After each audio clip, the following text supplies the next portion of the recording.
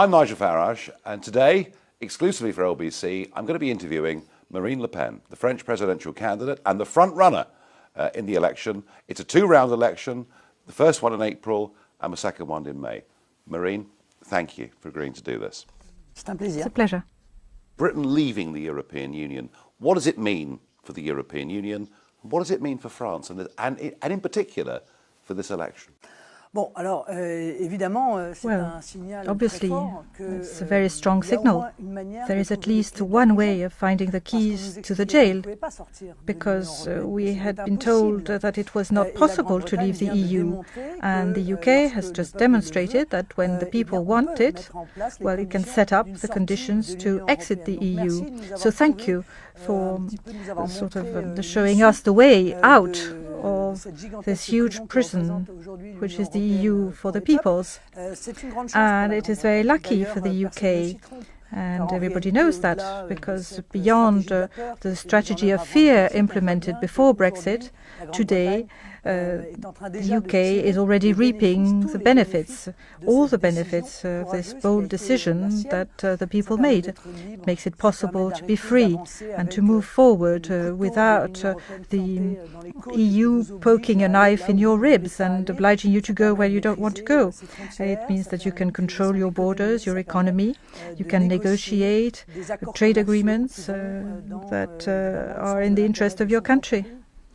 Now, your position in regard to this election is what you've said, is that you will renegotiate France's relationship with the European Union and then put it to a referendum of the French people.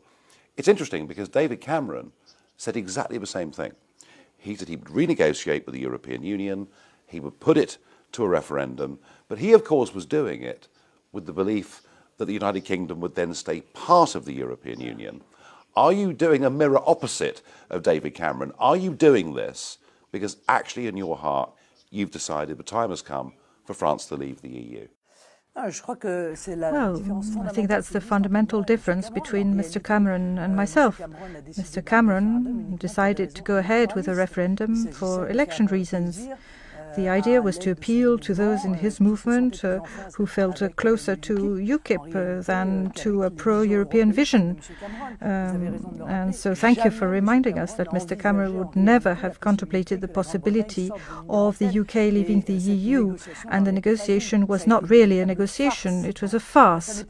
And this is not at all my frame of mind for the negotiation. I was quite clear with the French in this regard. I told them we want to restore the four sovereignties, territorial, monetary, economic and legislative, the superiority and the law prevailing over European directives, and there will be a referendum. And if the negotiation fails and if the French do not want to leave the EU, as I said, I would step down, because nothing in the 144 commitments can be implemented in the prison of the EU, whether it be in terms of the economy, in terms of corporations, in terms of tax, fighting immigration, or when it comes to preserving our identity. Nothing is possible within the EU today. So let's be absolutely clear. You've decided that it's right for France to leave the European Union.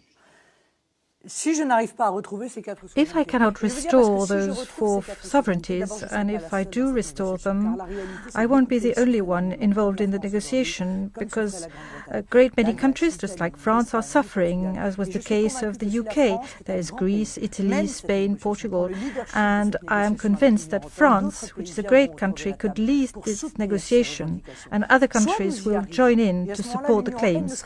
And if we do succeed, the EU will no longer be the EU, just like the USSR that would accept private property or multiple parties or freedom of the press. That would no longer be the USSR. In that case, the EU would change its nature and it will become a Europe of nations and cooperation that we would like to have. And in that case, it would give all the European countries the freedom that they have been lacking and that make us slaves. Yes, I mean, in a sense, your renegotiation, if you win this election, is to go to Brussels and say, change everything or we're leaving. That's exactly right. Change everything and give us back what you have taken from us. Give the people back sovereignty it deserves.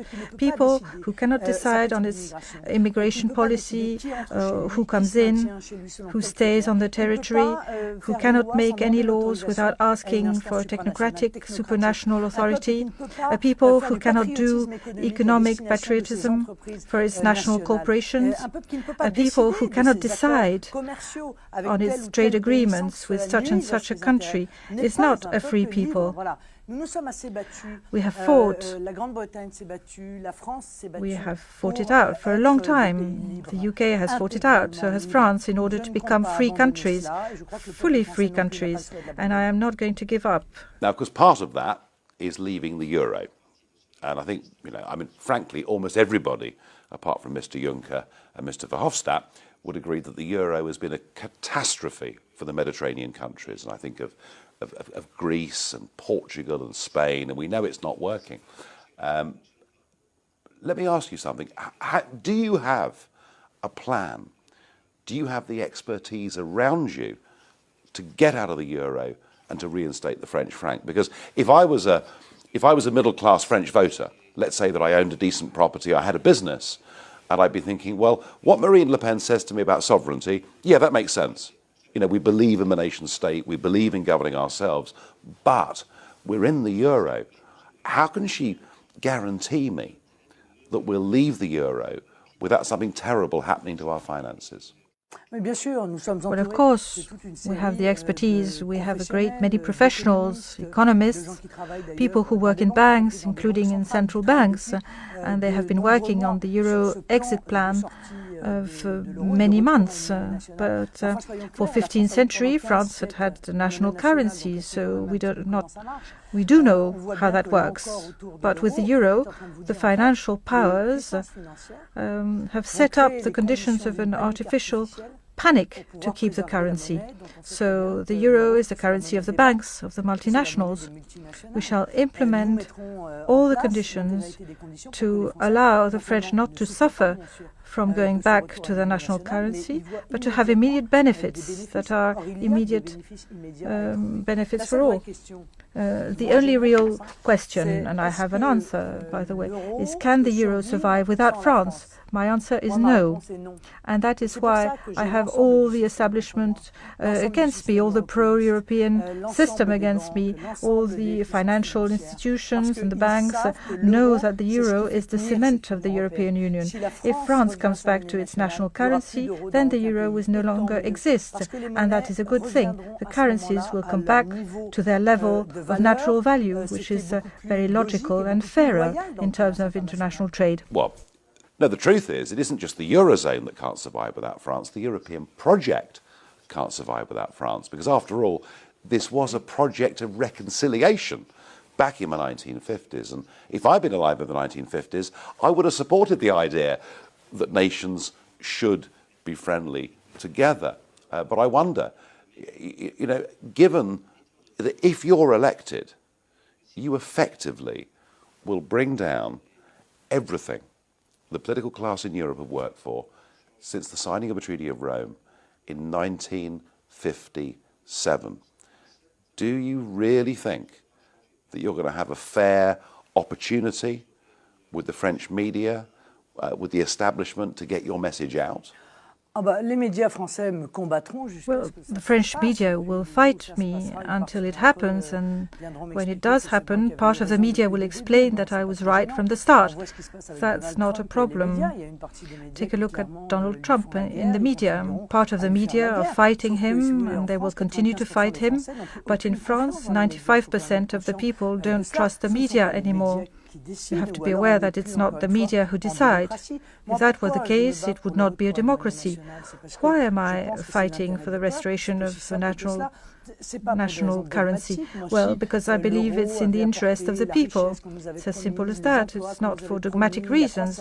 If the euro had contributed to the wealth that had been promised, the jobs, the growth, I would say, well, it seems to work. But not only do we have a tragic situation economically. We have broken our record of 50 billion euro in deficit in January. But there's also a kind of war between nations. There's a lot of tension between European nations. They trade insults. Leaders call each other names, a coward, liar, whatever. So I think that's not good. I think that restoring peace will involve restoring nations that are fully back in their sovereignty and that can therefore talk to one another and will come up with great projects like Airbus or Ariane that have been very successful because they have nothing to do with the EU.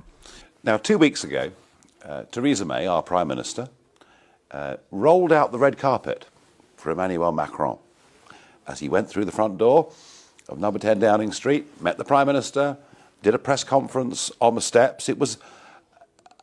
It seemed to me perhaps to be quite overt, open support from the British Prime Minister for the man that is likely to be your rival in the second round.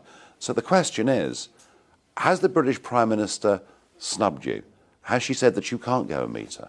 Well, that seems to be the signal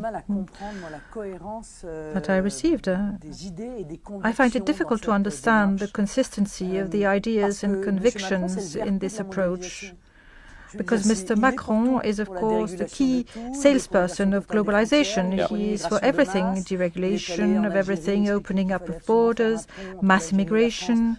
He went to Algeria and explained it was necessary to build a bridge, as it were, between Europe and Algeria. So that is actually quite the opposite of what Brexit stands for and the choice which was made by the British people. So I do not understand this discrepancy, this contradiction between what Theresa May stands for, because she has decided to be the person who will implement Brexit, and her meeting with Emmanuel Macron. Have you asked for a meeting? I mean, have you actually said, please, can I come and see you? No, I didn't ask to meet her. But if I'm elected, I will have to meet her. Well, that's true. And actually, with Donald Trump, number 10 wanted nothing to do with Donald Trump whatsoever, because they thought he would lose. And when you win, if you win, then that would certainly change. She's good at getting it wrong, but that's rather reassuring. What about, look into the future. So Britain is leaving the European Union. And let's say that, you in May succeed in becoming the French president. How do you see the relationship between France and the United Kingdom going into the future? I see no reason why France and the United Kingdom should not have excellent relations. We are old allies, and economically we have a great many exchanges to implement. What I cannot stand in the behavior of the EU with regards to the United Kingdom is blackmail, constant threat. This structure is no longer moving without blackmail and threat. You have to pay, we are going to charge you. Those who don't want migrants will be charged 250,000 euros for every migrant refused. It's a very forceful Europe. It's a Europe imposed by Merkel. And I believe that between two nations as old as ours that are free and confident, we'll have excellent relations as well as trade relations, as was the case in the past. I mean, this is very interesting because, much of your manifesto talks about unfair competition, talks about French businesses effectively being undercut, talks about the need to protect French business in the modern world. Do you see, is there potential in the case of the United Kingdom for us and France to have a trade deal together? Yes, of course there is potential. Economic patriotism that I want to set up is quite simple and straightforward. Local authorities in the French state must obviously use French suppliers. It makes common sense. They spend money from the French people, and therefore it makes sense that they should be able to take part in public tendering, and French companies should be preferred in order to create French jobs. But again, the money spent by the French state is not all the French economy. Thank goodness. And so when a nation does not perform dumping, that is environmental dumping or health and safety dumping, or social dumping that could be dubbed as scandalous, as is the case, for instance, in Germany with the swine breeding, then I see no reason why there should be custom duties between our countries. Custom duties are like microsurgery. When a strategic industry is in jeopardy in one country and which emanates from dumping which is not acceptable, in that case you can set up custom duties depending on the products and depending on the countries, but it should not be general. I think that France should also conquer the world, and the euro is a major handicap. It is interesting to hear you saying that, because Monsieur Hollande talks about the United Kingdom outside the European Union. I mean, he's not going to be there, I know, but it shows the thinking of some of the French political class. He talks about the UK outside and about big tariffs on both sides. And I note that we are one of the biggest buyers of French agricultural produce, of French wine, and actually the United Kingdom, for France, is a very, very important market. I mean, do you think the French establishment, in opposing Brexit and in supporting a tough deal with Britain after Article 50, do you think they're actually putting the interests of the European Union above the interests of French workers?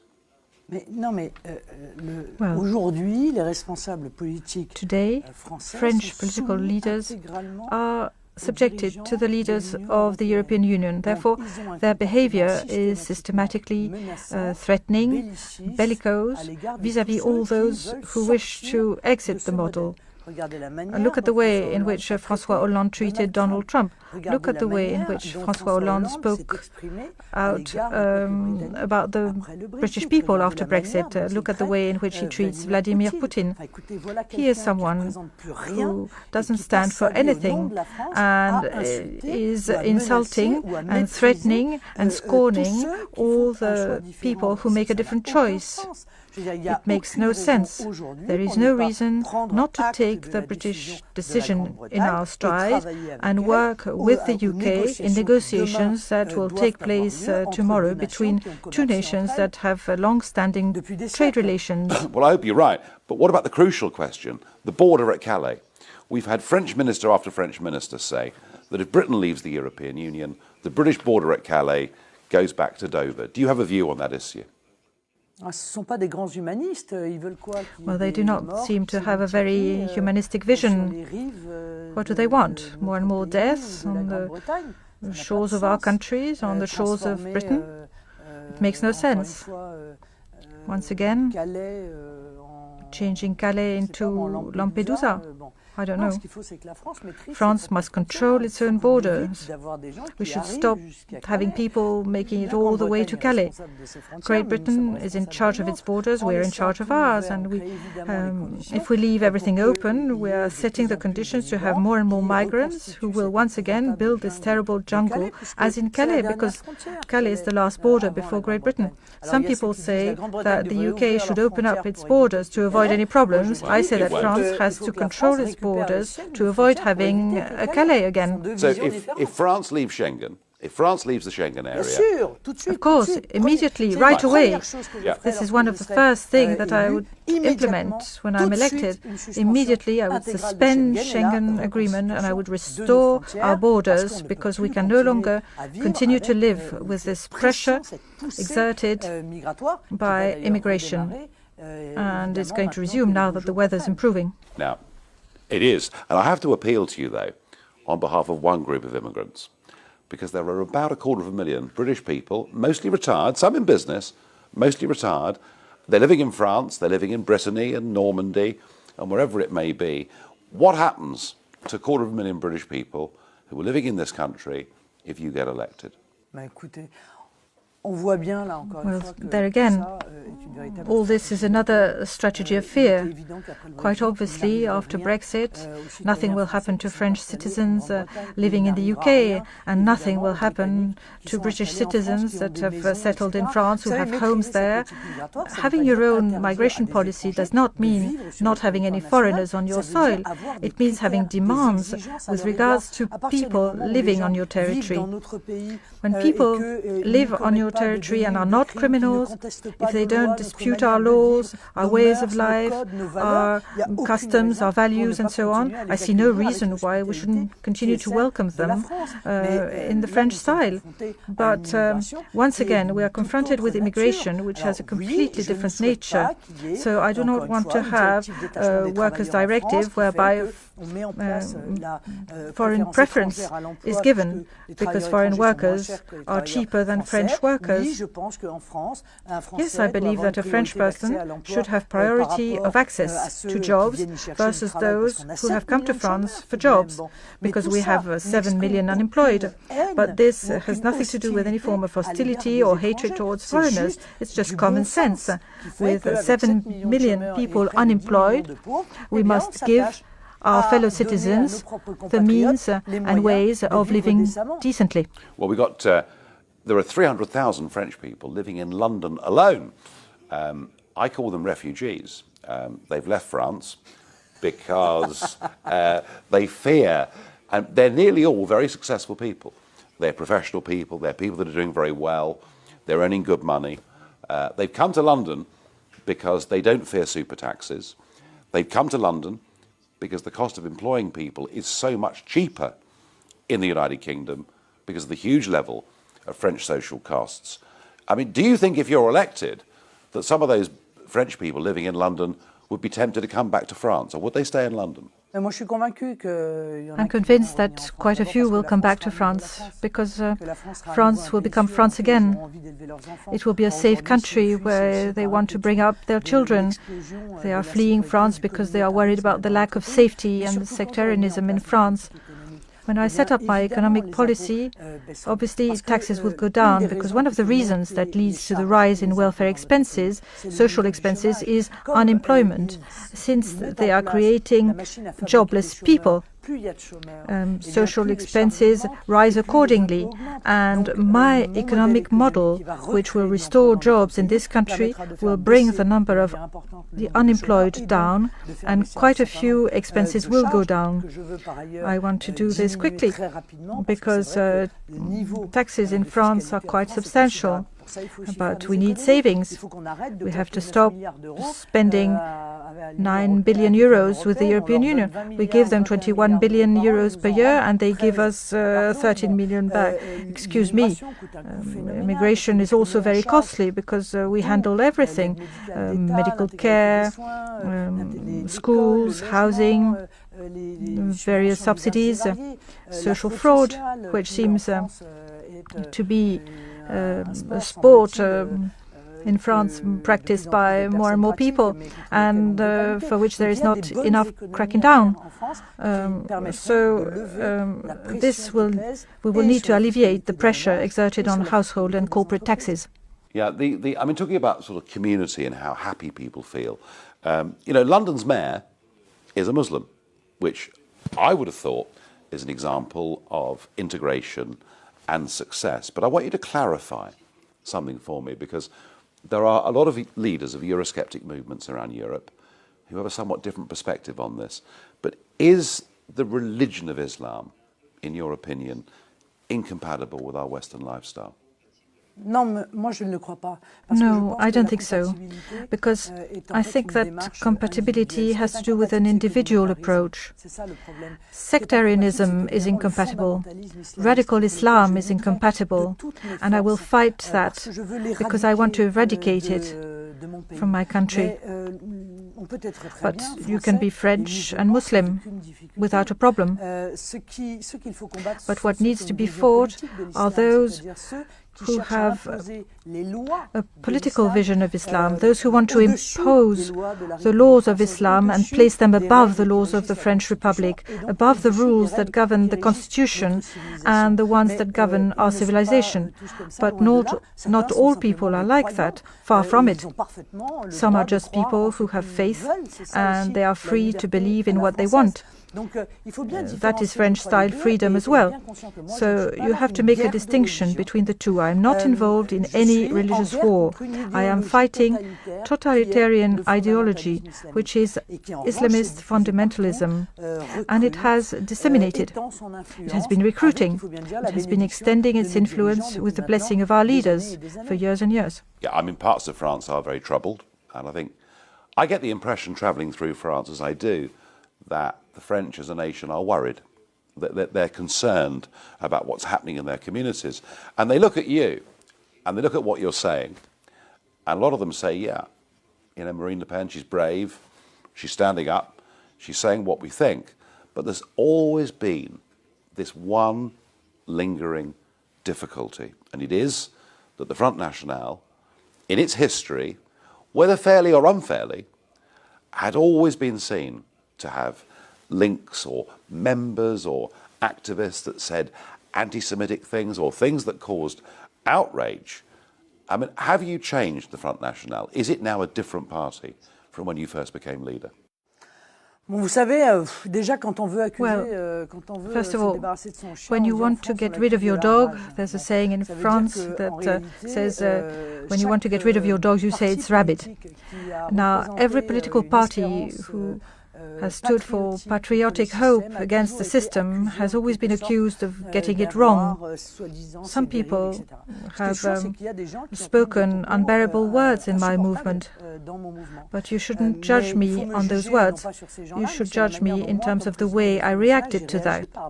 And every time someone said something unacceptable, I immediately excluded that person from the movement, and things have been very clear. Believe me, I did not hesitate when I did that, so much so that I excluded from the National Front my very own father, the very founder and leader of the National Front for 40 years. And this was not an easy decision, but I believe that we could not tolerate words, unacceptable words that would lead to a caricature of our movement. What we're doing is important. Our mission to save France is so important, not so much for France, but for the whole world. I believe that the world needs France, this special voice, this special way of seeing things with a sense of balance, of diplomatic relations. And I could not accept some things, even coming from my own family, from my father, despite his role. This is a mission, and I could not accept that this mission should be compromised by unacceptable provocation. Yes, well, don't worry. I know all about being judged by one's supporters. I've had years of it, so I completely understand that. But looking at the world and looking at France's role in the world, how we view Russia, how we view Putin, is one of the great key debates going on across the whole of the West. I mean, you are one of those people, I think, who does not view Putin as a threat to the West and our way of life. No, but in fact, I believe that the EU has obeyed the US administration under Obama by waging a Cold War, a very harsh war to Russia, and to the risk of bringing Russia closer to China, which would have gone completely against our European interests. Russia is not a danger to us. Russia is not attacking France.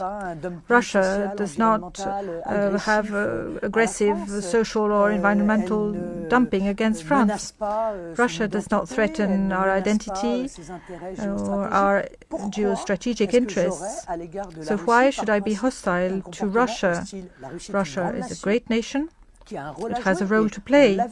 And objectively speaking, in Syria, it has played an important role in fighting against Islamist fundamentalism. Russia must be a trade partner, a geostrategic partner. I see no reason why it shouldn't be on a par with the US. As a matter of fact, I don't have any preference for the US or Russia. I believe that France has to entertain very good relations with these two great nations, the US on the one hand and Russia on the other. And I'm very happy to see that the US and Russia could improve and pacify their relations, because we are stuck between the two. And it is not in our own interest to have more tension and more conflict. No. But is the accusation that politically you've taken money from Russian sources, does that not damage you in terms of this argument? No, not at all. I don't think so. I borrowed money from a Russian bank. Fine. What am I supposed to do? I'm supposed to pay it back. I took out personal loans from French banks, and the banker hasn't come to my home to decide what school my children should go to or what color my curtains should be. By the same token, it's a Russian bank that has lent me money, and that doesn't matter at all. It could have been American or a bank from Mali or from Guatemala. This obliges me to nothing. It's the only bank that I found. It was from Russia. Even Anglo-Saxon banks don't want to take any risks of lending me money, perhaps because they are undergoing some political pressure from the banking system. And this is quite revealing in my case. You think the big banks are against you, do you? Well, I don't know, but I requested a loan from banks worldwide. And French banks lent money to all the candidates, including the candidates from the far left, Mr. Mélenchon, but not to me. I asked banks across Europe, across the world, and I did not find any banks that would lend me money. At some point, I figured, well, it must be a problem. Although I'm leader in the polls, and I don't see any reason why I should be an exception, unless they are under some form of pressure. Well, somebody else who's arguing for better cooperation with Russia and trade with Russia is Donald J. Trump, the 45th President of the United States. What is your view on Donald Trump? Well, I was the only one in France who spoke out during the campaign and said that I wanted Hillary Clinton to be defeated. And actually some words spoken by Trump converge with my views of the interest of France. Refusal of the transatlantic treaty, TTIP, and his will to stop systematic interference of the US abroad. And of course this has been at the origin of a great many forms of dysfunction and imbalance worldwide, Iraq, Libya, and so on. So when Donald Trump says, I want to be the president of the US and not the president of the world, well, all I can do is applaud. Fine, that's very, very well. He wants to reindustrialize the US, he wants intelligent protectionism, economic patriotism. I want that for my country too. So once again, I had no reason to howl with the wolves, with all the other political leaders who, all of them, without exception, turned against him. They supported Hillary Clinton. And so no reason, because in my view that would serve the interests better. So Brexit, Trump, the Italians vote against in a referendum and the Prime Minister resigns. Is this a global revolution? Yes, yes, of course.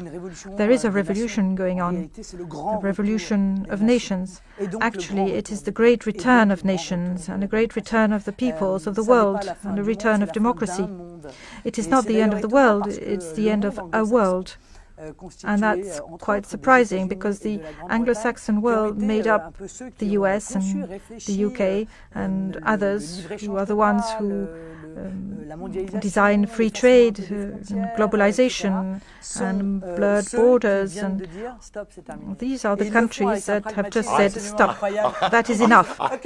And they are doing this very pragmatically. Enough is enough? Okay, fine. That's very good. But in the Reagan years, it was a different situation, but with Reagan and Margaret Thatcher, it was a different world. And they gave the impetus for this movement, which became ultra-liberalism with globalization, with no regulation. And now the British and the Americans are saying, well, this is against the interest of our people, so let's stop. And I'm ready to work with them to build another way of bringing about trade relations and working with nations. But once again, the nation will need to be full nations. Well, as I say, I'm not sure the Anglo-Saxons should take all the blame for what happens. I think people in Brussels perhaps take more of the blame for wanting to abolish nation state. But we're heading in. The Anglo-Saxon world has implemented liberalism, and the European Union transformed it into ultra-liberalism, that is to say, fully deregulated trade, where the laws of the market should prevail above everything, including above the interest of the people. This was a kind of drift, and it became a great big globalization movement. And now we have the same objectives. So let us seize the opportunity. We've got a month to go to the first round. 23rd of April is the first round. And you are currently in the lead in the opinion polls for the first round. What is it? What quality do you have that makes you right to be the French president? Well, first of all, I am deeply French. I am deeply imbued with the key aspirations of my country, with its historical background, its freedom, its sovereignty, its freedom that de Gaulle defended and that is totally betrayed by those who claim to be their heirs. And I'm totally free because if you look at the other candidates, you see that they serve other interests. They want power to serve the interests of the insurance market or the interests of the pharmaceutical companies. In fact, they are puppets of large financial powers. And actually, they are not bothered with the interest of the people, and the interest of multinationals and banks are very often opposed to the interest of the people. So I think that this is one of the qualities I have. I owe nothing to anyone. I don't have any friends in pharmaceutical firms or banks whom I must please and for whom I must change the tax system. So if the French choose me, they will be choosing a free, convinced, and I believe courageous woman. And it's necessary to be courageous. Without courage, nobody would go into this game and survive for 10 minutes. I would agree with that. The question is whether it's the right courage. You are probably going to win the first round and go through to the last two. But isn't the truth of it that the coalition against you will be so great that whilst you win the first round, you simply can't win the second round? Well, I think it's a choice of civilization in the hands of the French people. It's no longer a left-right split as usual. The real question for the French is this. What do we want? Do we want France to remain France? Do we want France to be recognizable, based on a political system where secularity is at its center, where sectarianism is not a virtue, where the people are not categorized according to their origin or religion, and so on? A country under the powerful threat of terrorism. Those are the choices that the French people will have in their hands. And I believe I am the person who can defend French civilization France, with everything it has in terms of solidity and outlook. The other candidates have a post-national vision. Post-national vision. They want to be the President of the French Republic and as such be Vice-Chancellor of Mrs. Merkel. They want to be the governor of a European region.